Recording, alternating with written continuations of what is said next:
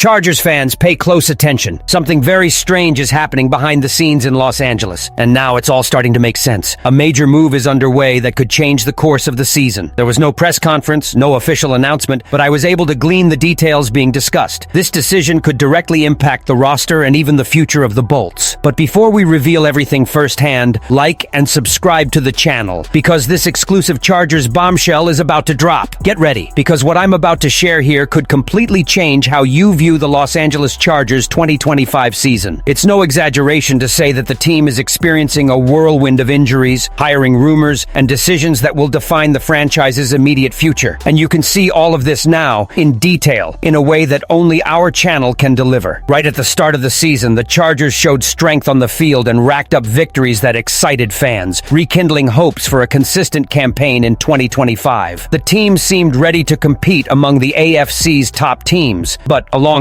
their strong performance, an almost unbelievable series of injuries began to completely change the course of history. Each week brought new negative news, leaving the feeling that the squad was being tested to the limit. The drama began in training camp when Najee Harris suffered a rare and bizarre eye injury, something few would have imagined during preseason training. Soon after, the heaviest blow yet came. Rashawn Slater, the cornerstone of the offensive line and one of the team's most important players, tore his knee and was ruled out for the rest of the year. This absence immediately upended the entire plan, as Slater was a key player in protecting Justin Herbert and sustaining the running game. If it was already bad enough, the NFL season's opening brought more problems. Mekhi Becton, another key player on the line, was sidelined after falling ill just hours before kickoff in Week 1 and missed games again after suffering a concussion. The losses didn't stop there. Khalil Mack, the defensive leader and pass rush icon, dislocated his elbow and was also placed on the absentee list. As if that weren't enough, Najee Harris made headlines again with a torn Achilles tendon, ending his season. And there was still room for more. Casualties, Darius Davis and Will Dissly, two rotational pieces, were sidelined for Week 4, further heightening the mood of concern in the locker room. But the hardest blow, the one that truly made fans hold their breath, came in the last matchup against the New York Giants. Joe Alt, the young tackle who had been filling in for Slater with quality and emerging as one of the team's revelations, suffered a high ankle sprain. The incident left the stadium completely silent, and the images of the player leaving the field in a walking boot immediately sparked panic. Many feared it would be another devastating loss for the entire year. However, an update from Adam Schefter brought a breath of relief. According to the reporter, Alt had requested to return to the game but was denied by the medical staff. The positive news is that the sprain doesn't appear to be as serious as previously thought. Although he's expected to be out for a few weeks, everything indicates he won't be out for the rest of the season. This information was received almost as a gift by the fans, a small spark of hope, amidst the seemingly endless chaos in Los Angeles. But, as you know, in the Chargers world, nothing is simple. Even if Joe Alt returns sooner than expected, the offensive line has already become a huge concern for the team and fans. The absence of Rashawn Slater, a mainstay of the roster, and Mekhi Becton's physical limitations have created a hole that has yet to be filled. With every snap, Justin Herbert takes unnecessary risks, and the coaching staff knows they can't leave their star player exposed to this kind of vulnerability. In a league where elite quarterbacks make the difference, protecting Herbert isn't just a priority. It's the only way to keep playoff hopes alive. It's precisely in this context that Cam Robinson's name comes into play. The veteran tackle, with solid starting experience, was a healthy cut from the Texans in Week 4. The reason for his departure? His recent performance, marked by negative pass-blocking statistics, something that naturally generates suspicion. But at this point in the season, let's face it, there's no luxury in being selective. Available stars simply don't exist. What's left for struggling franchises is to look for players who, even if lackluster, can offer immediate stability. Robinson isn't a savior, but he represents a significant relief compared to what I've seen. Austin Deculus, who clearly struggled against the New York Giants defensive line and failed to offer Herbert even minimal security, is even more likely. The possibility of signing Robinson gains even more traction because the deal doesn't appear to be expensive. According to experts, offering a late draft pick would be enough to convince Houston to release the player. For a team still dreaming of the playoffs and knowing that its competitive window depends on Herbert's health and performance, this type of gamble is more than recommended. It's necessary. It's not about signing a star player, but about ensuring that the offense doesn't collapse due to the offensive line. Robinson, despite recent criticism, has NFL experience. He's faced some of the league's best pass rushers, has experience in different systems, and knows the pressure of starting in crucial moments. These attributes may not show up in Pro Football Focus statistics, but they count for a lot when the need arises. There's no time to mold young talent or wait for medical miracles in the physical therapy department. What the Chargers need is someone to hold down the fort until Alt or Becton are 100% ready to retake the position. If Cam Robinson arrives and can at least reduce the pressure on Herbert, the Chargers' season could gain momentum and rekindle the fans' confidence. But if the front office opts for inaction and doesn't act now, the offensive line's collapse will be inevitable. And we all know, when quarterback protection falls, so do the chances of contending for something big in the NFL. And don't think the problems stop with the offense, fans. The Chargers' defense is also bleeding heavily and is directly impacted by the absences. Khalil Mack, one of the team's leaders and a pillar of the pass rush, remains sidelined, and his absence has thrown the entire rotation out of whack. Without him, the pressure on opposing quarterbacks has dropped dramatically, giving opponents more time to develop their plays. Tuli Tuipulotu, a promising youngster, has shown effort and dedication on the field, but has yet to translate his commitment into impressive numbers. The result is clear: a less aggressive defense, unable to command respect and provide the support Justin Herbert needs to turn good performances into consistent victories. Given this worrying scenario, the backroom has begun to buzz, and a rumor has gained momentum in recent days: the Chargers' interest in Kayvon Thibodeaux, a pass rusher for the New York Giants. The young defender has already accumulated 1.5 sacks and 12 pressures in just 3 weeks of the season, numbers that caught the attention of the entire Bolts staff precisely in the head-to-head matchup against the Giants. And no, it was no coincidence. Many within the league are treating that game as a veritable live audition for Thibodeaux in Los Angeles, a perfect opportunity to show he could be the ideal reinforcement. ESPN has already stated that, with the Giants at 1-3, the franchise may indeed entertain offers for some of its young talents. And the Chargers, with over $11 million